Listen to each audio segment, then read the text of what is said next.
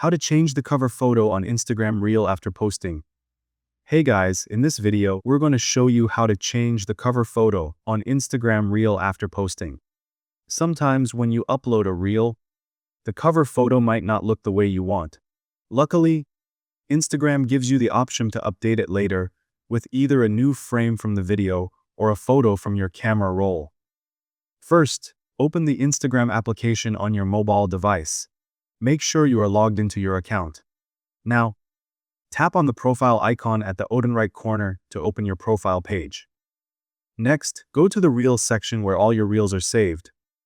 Now, select the reel you want to update and tap on it to open it. Then, tap on the three dots in the bottom right corner. Here, tap on Manage. From the menu, tap on Edit. Now, tap on Edit again. Here you can either select a cover image directly from your video or choose one from your camera roll. Once you've selected your new cover photo, tap Done and then save the changes. And that's it. Your reel will now have a fresh new cover photo that looks exactly the way you want.